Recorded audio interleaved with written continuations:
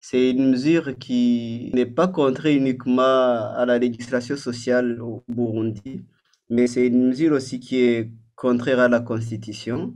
D'abord parce qu'il y a le principe de la séparation de pouvoir qui est garanti par la Constitution du Burundi.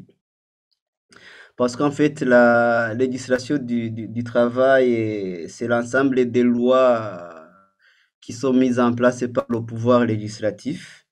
Et quand il faut vraiment remettre en cause ces lois, il faut l'intervention du même pouvoir législatif. C'est d'ailleurs ce qu'on appelle le principe du parallélisme des formes. C'est donc un ministre qui relève du pouvoir exécutif ne peut pas intervenir pour en fait remettre en cause des lois qui relèvent du pouvoir législatif. Donc ça c'est le premier problème. Mais il y a aussi un problème de compétence. Le ministre des Finances n'a aucunement la compétence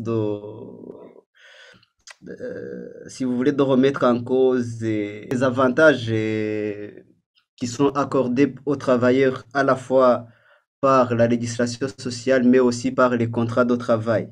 Et ça viole fondamentalement le principe des droits acquis. Parce que quand un travail a déjà acquis des droits, on ne peut pas remettre en cause ces droits-là. Il est vrai que on peut emprunter le même chemin législatif pour réformer des lois, mais on ne peut pas toucher les droits acquis. Il y a l'intangibilité des droits acquis.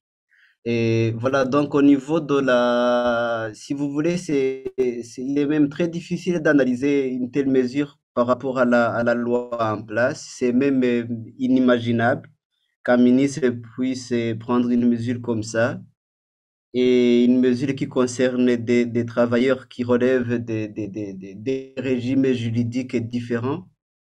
Donc, à mon avis, s'il faut remettre en cause ou s'il faut réviser ou réformer les différents régimes juridiques, il faut emprunter le chemin législatif et il faut respecter les droits acquis. Il faut prendre en compte les différents régimes de façon séparée. Il s'agit d'une relation entre l'employeur et le travailleur et cette relation est caractérisée par des obligations réciproques.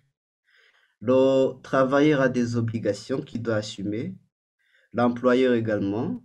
Si une mesure comme ça vient remettre en cause ou vient renier aux travailleurs des avantages qui lui sont garantis à la fois par la loi et par les contrats de travail ou même ce qu'on appelle les conventions collectives, il est tout à fait clair que son rendement ne sera pas à la hauteur de ce qu'on peut ou de ce que son employeur peut espérer parce que ça vient froisser les relations.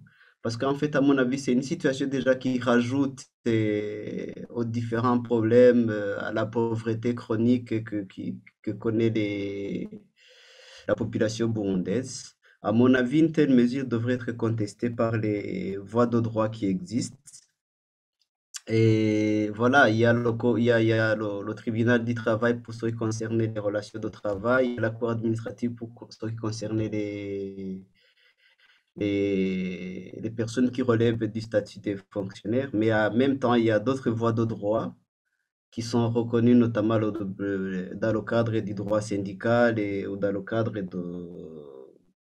de la résolution collective et de la résolution des conflits collectifs de travail.